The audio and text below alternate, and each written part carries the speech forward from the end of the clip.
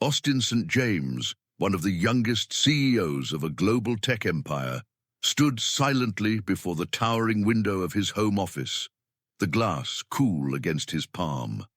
The sprawling landscape beyond, once teeming with childhood memories, now shimmered like a dream too far gone. In the pale morning light, the garden below looked nearly unchanged. Manicured hedges, blooming white roses, and the faint path where laughter once echoed. But for Austin, it was haunted ground. He had built an empire on algorithms and acquisitions, commerce and cloud services. Investors called him a genius, a prodigy.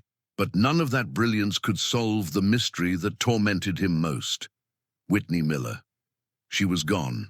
No letter. No goodbye. Just vanished. As if she'd been plucked from his life like a weed too close to the St. James name. His breath fogged the window slightly as a familiar ache crept into his chest. He was only 18 when she disappeared. Now, at 23, Austin could still recall the sunlight catching the glint of her curls, the mischief in her smile, the quiet comfort of her presence in a world too loud with privilege and pressure. Her mother, Sarah Miller, had worked as a maid on the estate. Whitney had grown up in the margins of his opulent world. But to him, she had been at the center of everything. They had been inseparable. She'd known his secrets, his fears, his dreams, long before the world crowned him CEO. And then one morning, she was gone. Just like that, his father had offered nothing. Lloyd St. James, a man of mergers and market shares, dismissed her disappearance with a wave and a cold. The help moves on. He turned away from the window, jaw tight.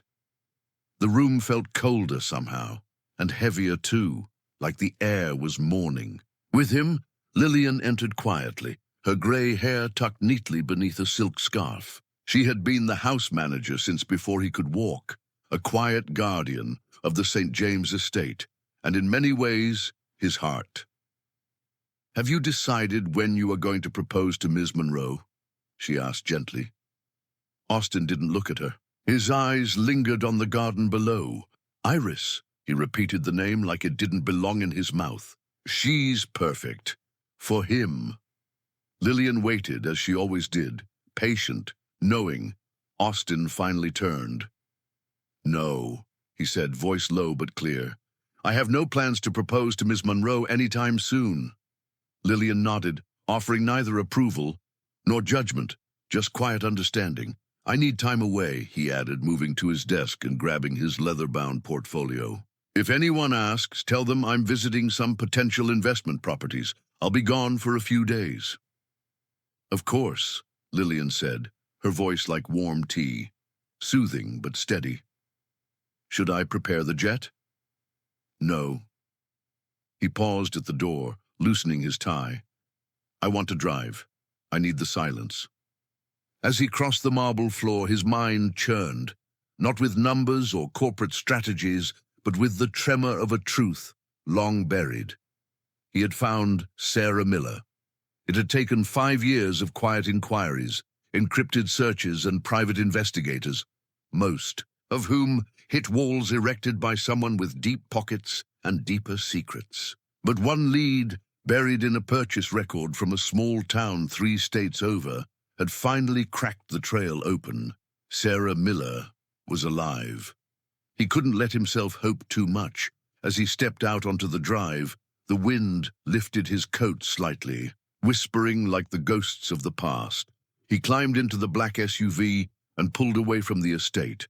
No security, no entourage, just a man chasing answers in the ruins of what once was. Behind him, the house stood still. Lillian watched from the window, her fingers clenched around the curtain. She said nothing, but her eyes followed the SUV until it vanished into the tree-lined road. Only when he was gone did she whisper to herself, "It's time." She walked to the study, opened the drawer Austin never touched, and pulled out a worn envelope with no return address, postmarked 10 years ago, for Austin. "Do not open unless she comes back." Lillian stared at it for a long time, her heart caught between loyalty and guilt, and then she placed it in her pocket, because if he was going to find the truth, he would need all of it. Whitney Miller stirred a spoon through her lukewarm coffee, her mind already racing through the day's security briefs. The hum of early morning news filled the kitchen of her modest Atlanta apartment as her daughter Ava sat at the breakfast table, swinging her legs and humming off-key to a cartoon jingle. At 27, Whitney had built a quiet life that no one had expected for the girl who'd once grown up in the shadow of a grand estate. 10 years ago, her world had shattered without warning. One night, her mother had come into her room, face pale and voice trembling, telling her to pack immediately. There had been no time for questions, no chance to say goodbye. Only the ache of being ripped from everything she had ever known, including him, Austin. Even thinking his name sent a strange twist through her chest. Back then, he was her best friend, her secret safe place in a home where she always had to stay in the background. They had dreams, laughter, late-night talks in the garden. One moment she was a girl brushing fingertips with him under the rose arbor. The next, she was gone. She never told him why. She couldn't. After they left the estate, her mother Sarah moved them in with Whitney's grandmother in South Georgia. It was a far cry from the manicured lawns and endless halls of the St. James estate, but it was real, safe, warm, and it was where Ava had been born. Whitney had been barely 18 when she found out she was pregnant. She told no one, not even her mother at first. The fear of being blamed, shamed, or worse, of having to explain whose child she was carrying, paralyzed her. Instead, she pressed on. College classes by day, Ava's late-night feedings by night. She worked part-time at the library, took coding boot camps, and finally earned her degree in computer science from the local university. Now, 5 years into a cybersecurity position at a respected tech firm in Atlanta, Whitney had become known for her precision, calm under pressure, and natural instincts. She lived simply, kept her head down, and built a world around Ava that was stable, protected, and free from the ghosts of her past. But no firewall, no encryption, no line of code could ever fully erase the memory of Austin St. James. And she had no idea he was coming for the truth. Austin St. James had learned early that being a St. James came at a price. Privacy was a myth. Even as a child, his every move had been monitored. Tutors reported to his father. Security guards doubled as spies. By the time he hit his teens, Austin knew there was no such thing as a private moment under Lloyd St. James's roof. Becoming CEO hadn't changed that. If anything, the scrutiny intensified. Board members loyal to his father watched him. At work, drivers doubled as informants. The family's private jet logged every takeoff and landing straight to his father's inbox. Lloyd always said it was for the company, for the legacy. But Austin knew better. It was about control. So when he decided to find Sarah Miller, he knew one thing for certain: he couldn't leave a trail. That morning, while Lillian distracted the household staff, Austin executed a carefully orchestrated plan years in the making. It began with a hotel check-in under his name at a luxury resort outside the city. He let himself be seen, even let the valet photograph him beside his sleek silver McLaren. He wanted the cameras to see him. He wanted the story to look predictable. But inside the room was not Austin. It was his old college roommate, Theo Black, brilliant, reckless, and still carrying a personal vendetta against Lloyd St. James for a ruined internship and a threatened lawsuit. Theo was more than happy to play decoy. "I've been waiting years for this kind of favor," Theo had smirked as he slipped on the designer coat and mirrored sunglasses. Let the old man chase ghosts. While the decoy headed north, Austin took a nondescript sedan, rented under Theo's name, and drove south. No company vehicle, no tracking chip. He kept the windows down, the radio off, and the past sharp in his mind. His real phone, an expensive brick of spyware, was rerouted to a burner he picked up 2 towns over. No text logs, no cloud backups, just an analog notebook and the whisper of a destination, Sarah Miller. His father would never allow this search, not with what it might uncover, but Austin was done letting Lloyd write the narrative of his life.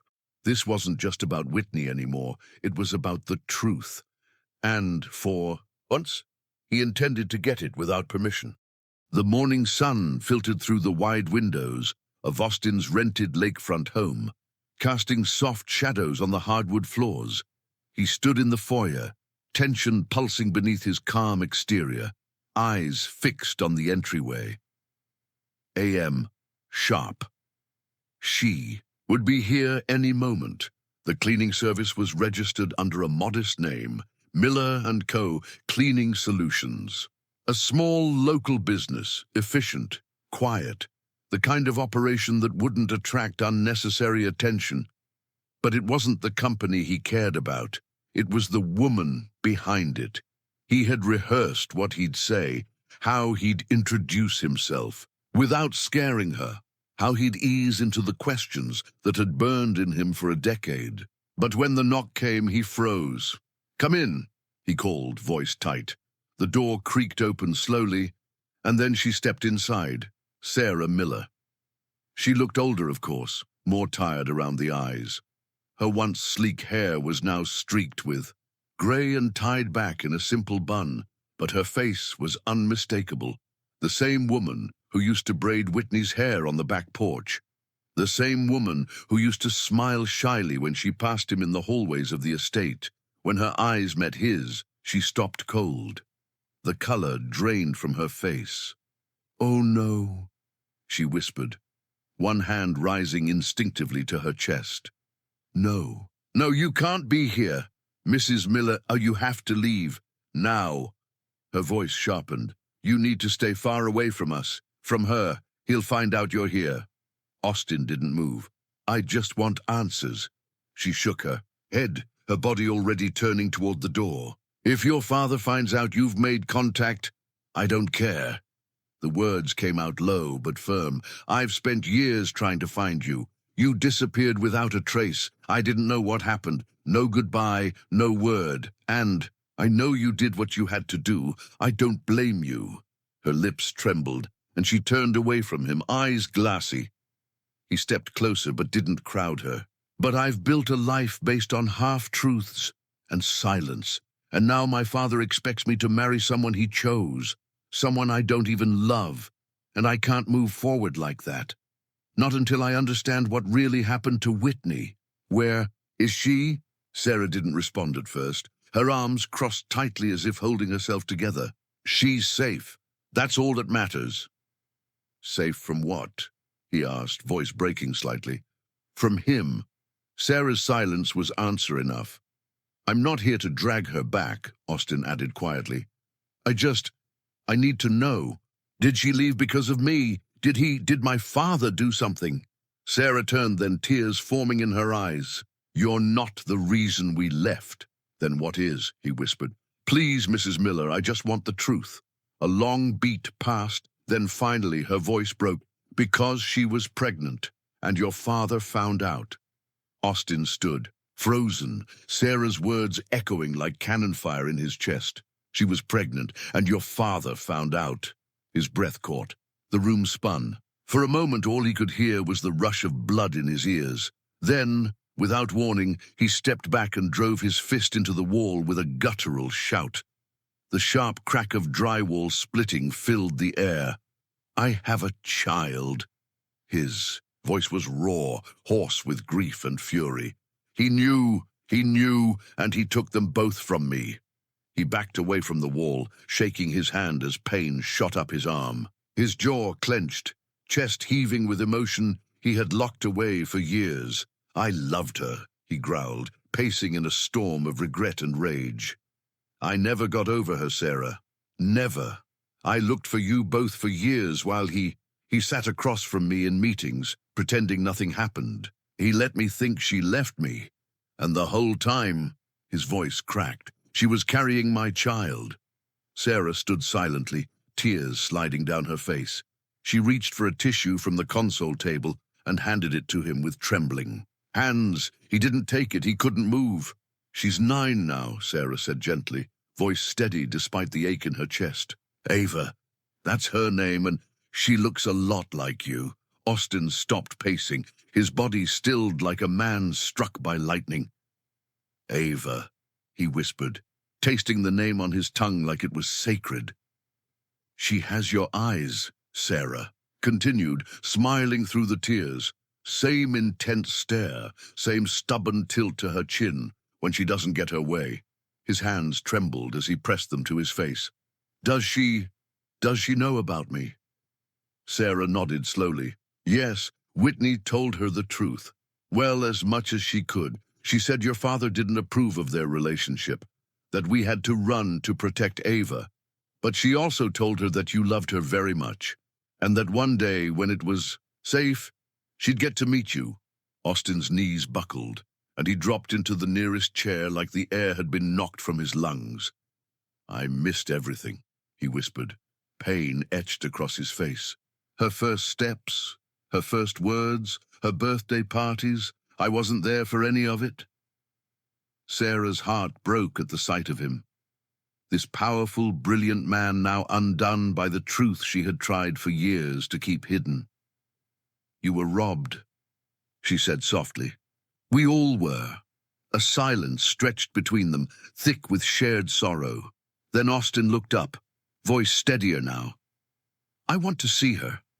Sarah hesitated. "I'll have to talk to Whitney first. She's not the same. Girl, you knew. Life's made her cautious, protective," he nodded. "So am I." And for the first time in a decade, hope returned to his eyes. The late afternoon sun bathed the park in a soft, golden glow. Children laughed in the distance. Birds chirped lazily in the trees.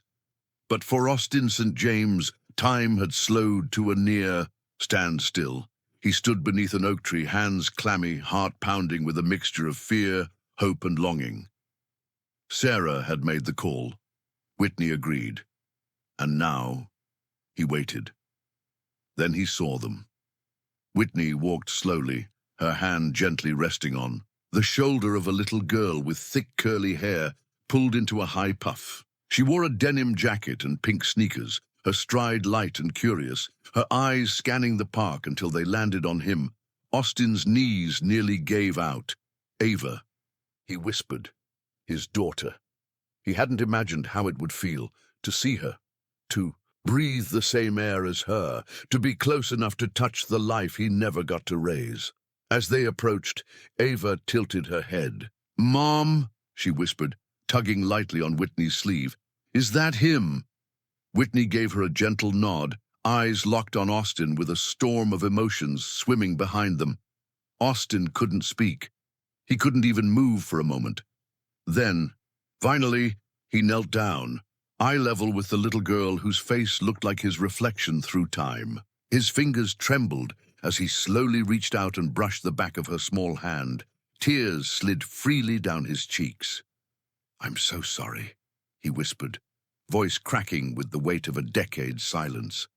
"I should have been with you. I should have been your first everything. Your first hug, your first bedtime story. I missed it all and I'm sorry.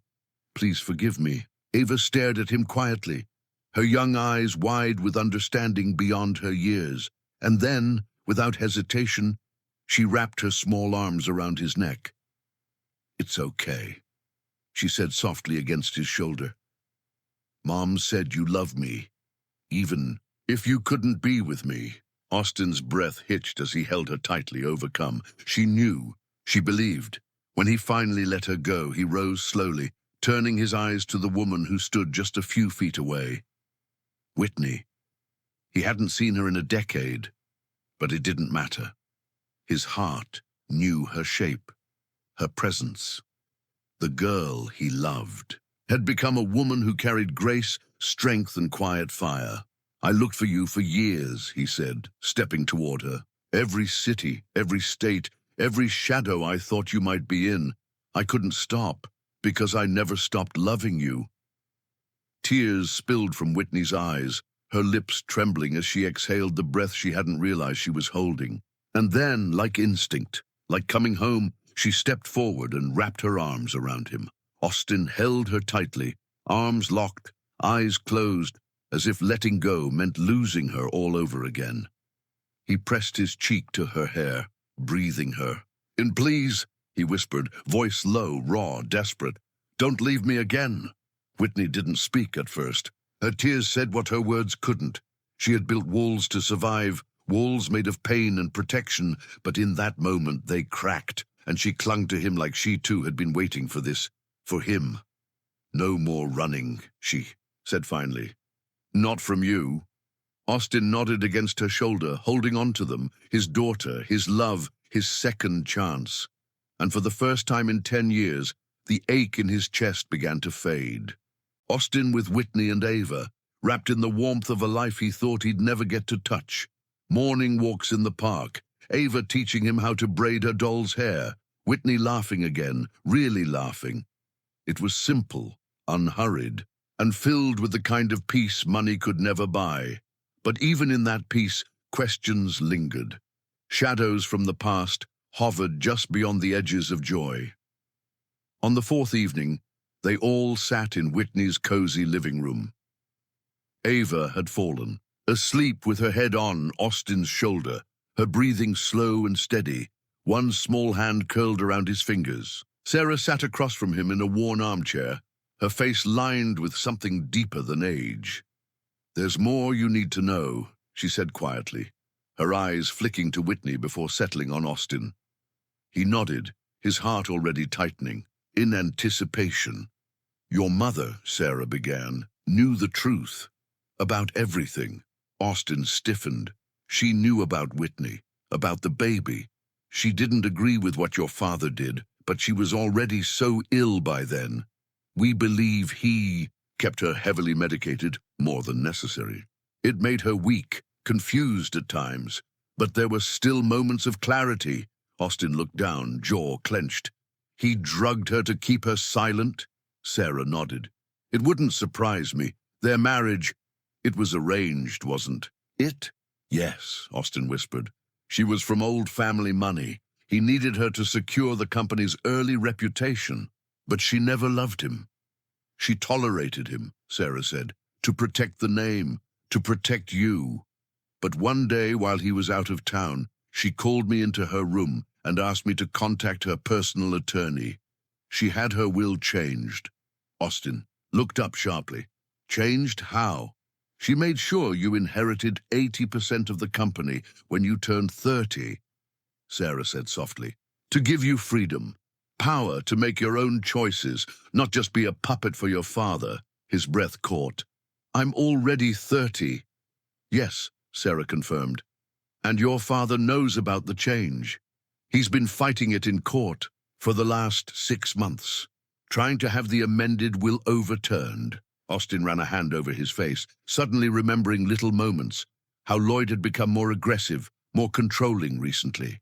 The forced engagement to Iris, the blocked international accounts. It all made sense now. "Does anyone else know?" he asked.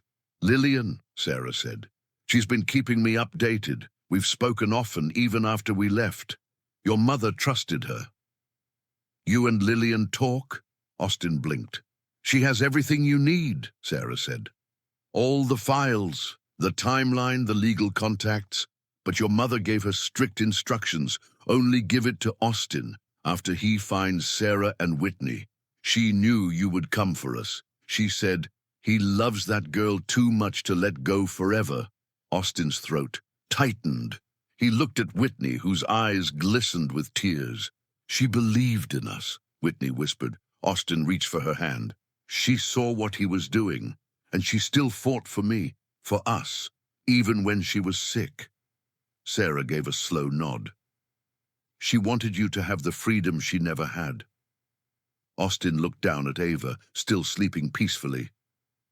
"Then it's time I stop letting him control everything." Whitney squeezed his hand.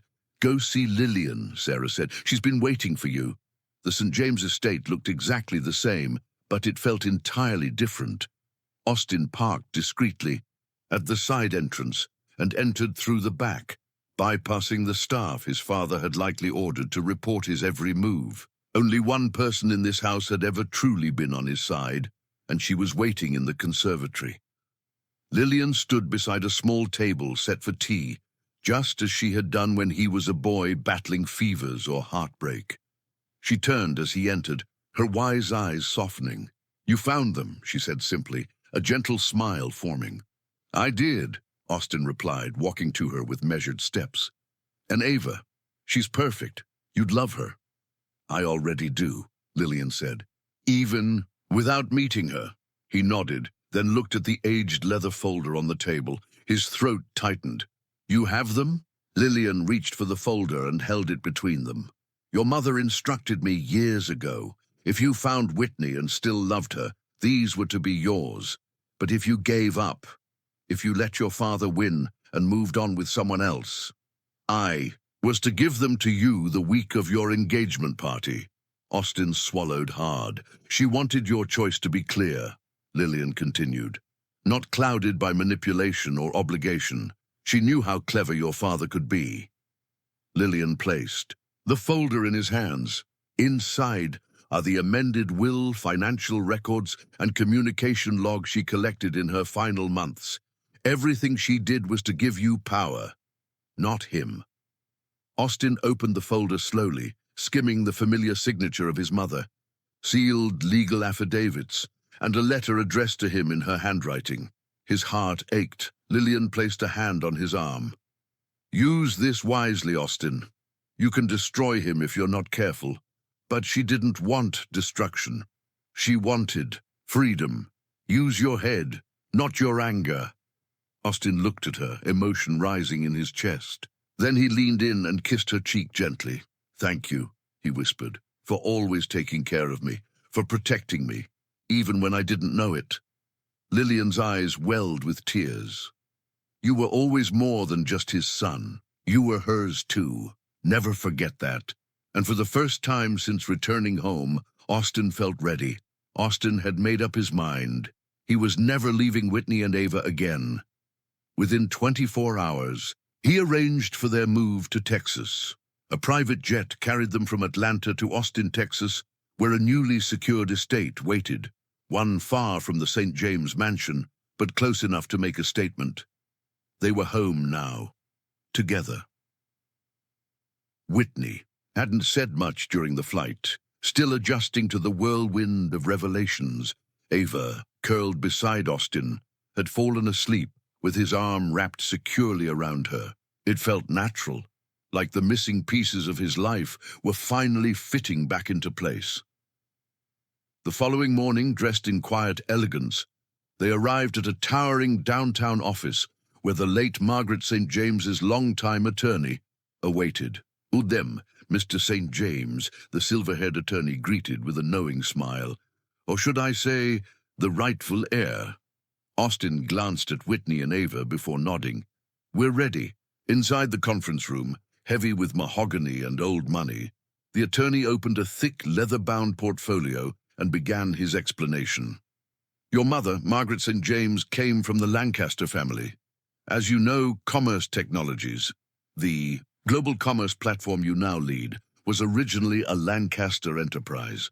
When she married your father, their respective holdings, Commerce and St. James Real Estate Holdings, were merged." Austin leaned forward. "So which portion is mine?" "The court will soon confirm what your mother ensured in her final will and trust filings," the attorney said, sliding a document toward him. "You are to inherit 80% of Commerce Technologies, her share. Your father retains control of the real estate division, but has no claim to the majority stake in Commerce." Whitney gasped softly. The attorney continued. "Additionally, all property, assets, and investments held under the Lancaster name, totaling an estimated $2.5 billion, now fall to you as her sole heir." Austin exhaled slowly, the weight of his mother's love finally realized. Not in wealth, but in intention. She had protected him in the only way she could. "There's one more matter," the attorney added, looking toward Whitney. He opened a separate envelope. Your mother established a private trust for Whitney Miller and her unborn child, to be enacted upon confirmation of the child's paternity. The trust includes a deed to a secondary St. James estate in Savannah, Georgia, an investment fund, and a separate inheritance, estimated at $3 million, designated to the child as heir to the St. James legacy. Whitney's hand flew to her mouth. Ava, too young to understand, simply squeezed her father's fingers. Austin looked between them, his voice thick with emotion. She loved you both from the grave. Yes, the attorney said. Your mother believed in love, Mr. St. James. And in truth, she wanted to ensure Whitney and Ava were never left unprotected. Austin reached for Whitney's hand. You're not just part of my past, you're part of everything I am. And Ava, she's my future. Whitney blinked back. Tears. We don't need your money, Austin. I know, he whispered, but you'll never have to question where you stand. Austin stood outside the towering glass office building that bore the St. James name, the place where his family had built their empire. Today, he wasn't here as a son or a CEO. He was here as a man who had been lied to, manipulated, and robbed of the most important years of his life. He took the elevator to the executive floor, jaw tight, heart pounding, not with fear, but fury. Lloyd St. James looked up from his desk as Austin entered without knocking. You're back, he said coolly, setting down a crystal tumbler. I assume your little adventure is over. Austin shut the door behind him. I know everything, he said flatly. Lloyd raised a brow. Do you? Austin stepped closer, slamming a folder onto the desk. The will, the trust, Whitney, Ava, my mother's estate, the 80% share, all of it. You've been lying to me for years. You let me believe she left me. You stole my child from me. Lloyd leaned back in his chair, unbothered. You weren't ready for the responsibility. Your mother was emotional, erratic. Don't you dare speak about her like that, Austin snapped. You drugged her. You kept her silent, and then you tried to erase everything she wanted for me. She was naive, Lloyd muttered. Putting faith in that girl and her bastard child. Before he could finish, Austin slammed his fist down on the desk. That girl is the mother of my daughter, and Ava is not a bastard. She's a St. James by blood, and I'll make damn sure the world knows it. Lloyd stood slowly, his face darkening. You think you can take this company from me? Disgrace? This family's name with some maid's daughter. I'm not taking anything, Austin interrupted. My mother already gave it to me. The law is on my side. The board will be too once the truth is public. He stepped closer, voice cold. And as for that little engagement with Iris, call it off. I won't marry for your power plays. Lloyd's jaw clenched, but Austin didn't flinch. I'm not your puppet, and I'm done letting you control me. With that, Austin turned and walked out, leaving his father behind, alone in the empire he'd tried to steal for himself. The boardroom buzzed with quiet tension as executives and shareholders trickled in for the unannounced emergency meeting. Lloyd St. James had called. Most assumed it was just another strategic pivot or acquisition play until they saw who walked through the double doors. Austin, confident, composed, and completely unexpected. Gasps echoed. Chairs shifted, whispers rose. Lloyd's face went pale as his son stepped into the room, a sleek leather briefcase in one hand and a storm in his eyes. I hear there's a vote to remove me, Austin said, coolly, placing the briefcase on the table. It's only fair that I be present for it.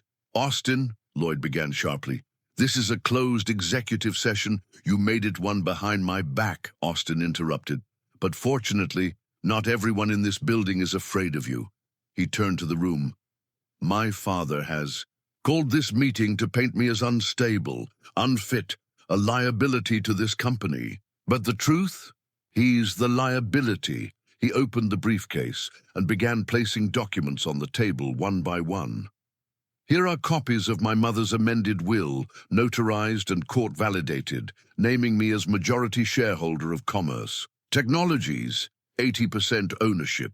The board stirred, eyes widened. And here, Austin continued, tapping another folder, is evidence of fraudulent activities my father committed over the last 5 years. Shell companies, diverted funds, and insider dealings to preserve his grip on power. Lloyd stood, fists clenched. You don't know what you're talking about. Austin cut him off again. And this, he reached into the briefcase and pulled out a slim digital recorder, is a voice recording from 8 years ago. My father speaking to my mother's. Doctor, he pressed play. Her dosage needs to be increased. Keep her sedated. It's for her safety. She's starting to ask questions again. Silence fell. Heavy. Damning. A woman on the board gasped. Another looked down in shame. Austin's voice broke through the stillness. He kept my mother drugged to silence her, because she wanted to protect me, because she loved me, because she didn't agree with what he did to Whitney or to my daughter. He looked around the table. Yes, I have a daughter. Her name is Ava. My father knew about her, kept her from me, and he tried to force me into a marriage with Iris Monroe to cover his recent crimes and regain control. He stood taller, unshaken. This company was built on innovation and integrity. I won't let it rot from the inside. Lloyd stood frozen, exposed. Austin looked directly at the board chair. I call for a vote, not to remove me, but to permanently strip Lloyd St. James of all executive authority. Effective immediately. The room erupted with murmurs. Heads nodded. And for the first time in decades, the St. James Empire began to change, one truth at a time. Lloyd St. James stormed out of the boardroom, his face flushed with fury and disbelief. The whispers of shocked executives trailed behind him, but he didn't care. He had to regain control. Austin had humiliated him. Whitney had returned. Ava existed. Everything he had buried for years was now exposed. He flung open the doors to his executive office, only to stop short. 2 men in suits were already waiting. Mr. St. James? One of them asked, stepping forward, badge displayed. Detectives. Granger and Holmes, Homicide Division. Lloyd blinked. Homicide? We'd like you to come with us to the station for some questioning, the second detective added, in connection to a reopened investigation. The suspicious wrongful death of your wife, Margaret St. James. Lloyd scoffed. Are you kidding me? My wife died of natural causes. Maybe, Detective Granger said. Maybe not. New evidence has surfaced. Medical records, audio recordings, testimony from her personal physician, under pressure from your son's legal team. I might add, you can't be serious. Lloyd's voice grew louder. You think I had something to do with my wife's death? If you'd like to refuse, said Detective Holmes calmly, we'll be happy to place you under arrest here and now, in handcuffs, in front of your board, your staff, and every news outlet camped outside this building. Lloyd stiffened, glancing at the glass windows lining the hall. Already, a few staff members had begun to peek in. Cameras from phones were being raised. He seethed. Fine, he hissed. Let's go. He grabbed his coat, brushing past the detectives. As he stepped into the hallway, he came face to face with Whitney, their eyes locked. You! He spat, venom dripping from every syllable. I will get you for this.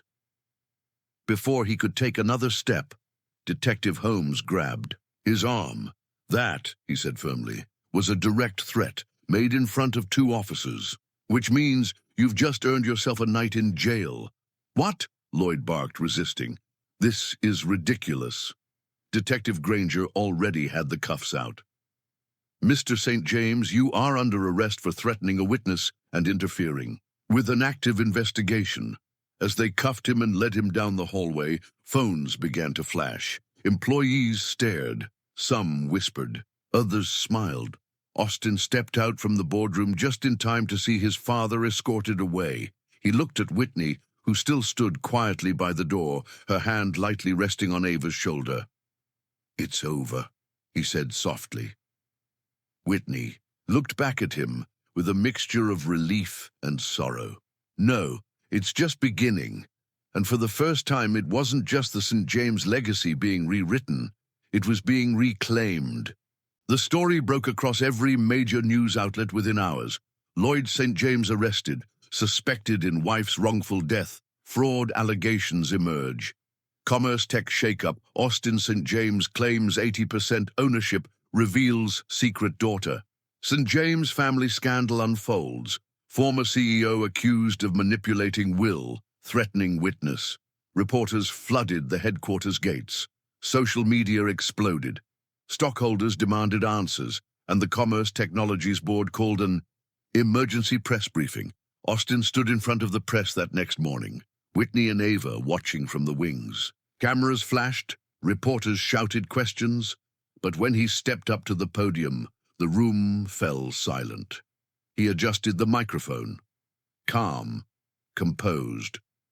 I stand before you, not just as the CEO of Commerce Technologies, but as a son who spent years searching for the truth, and a father who nearly missed his daughter's entire life because of the lies that kept her from me. There was a pause, gasps and pens scribbling. Yes, I have a daughter. Her name is Ava. She's 9 years old, and she is the light of my life. Her mother, Whitney Miller, was taken from me under false pretenses because my father believed love wasn't worthy of legacy. He looked straight into the cameras. My mother, Margaret St. James, thought differently. And today, I honor her. Her love, her sacrifice, her will. Austin outlined the transition plan for the company, confirming that Commerce's philanthropic arm would be expanded, and a new tech scholarship for underprivileged youth, the Margaret and Ava Initiative, would launch that year. She believed in second chances, he said, and so do I. The press erupted in applause. That night, the estate was quiet. Whitney sat curled on the couch, Ava fast asleep upstairs.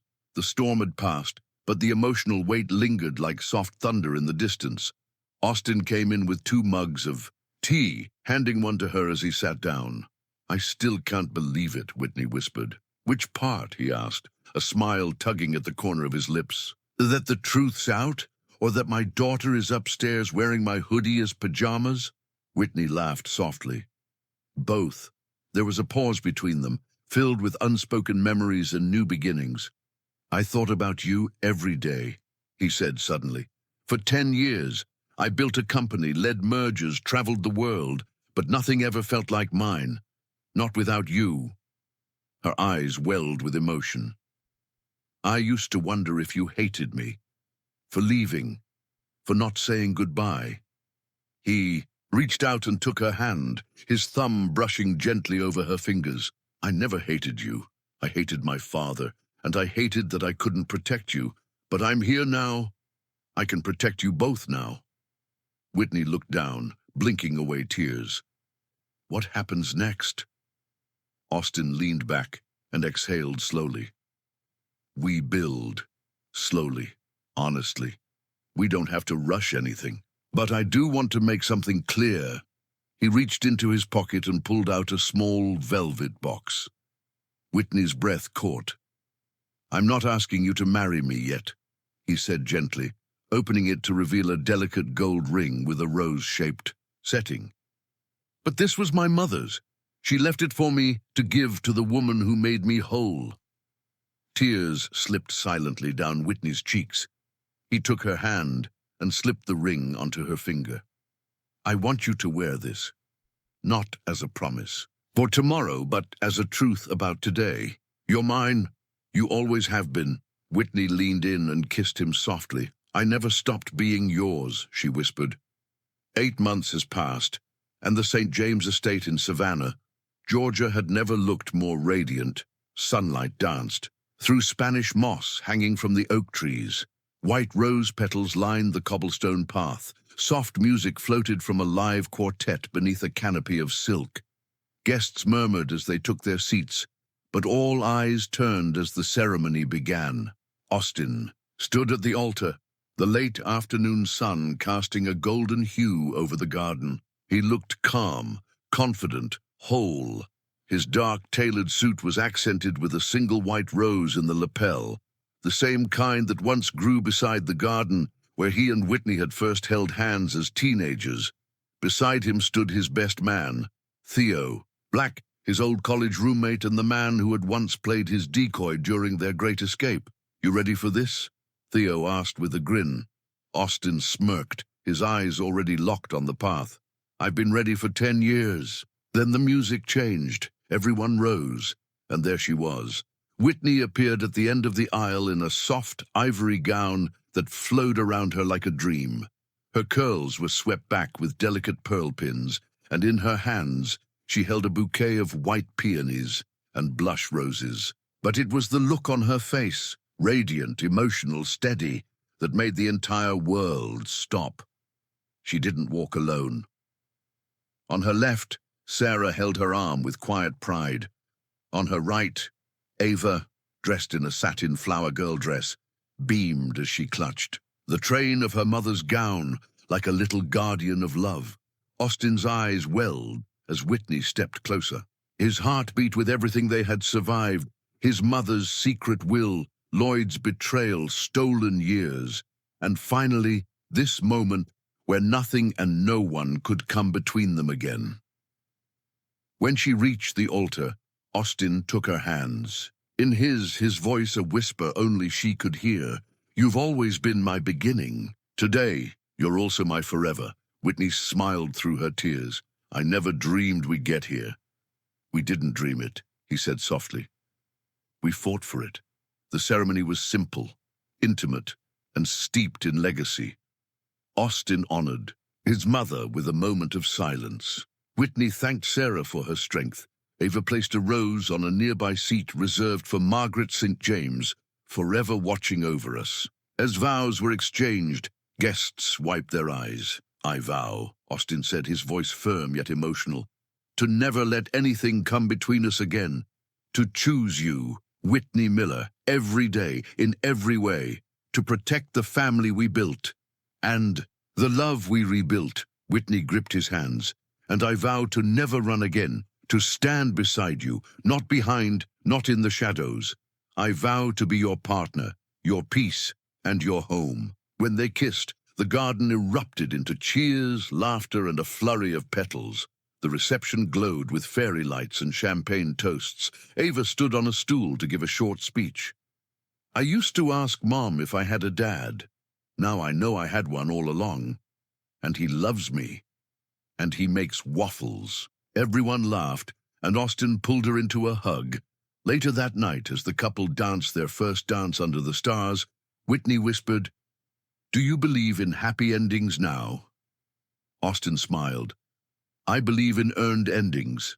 And ours? It was worth every second." The end. Hope you enjoyed this wonderful story by Green Tea Tales. Help support our channel with comments, and don't forget to subscribe.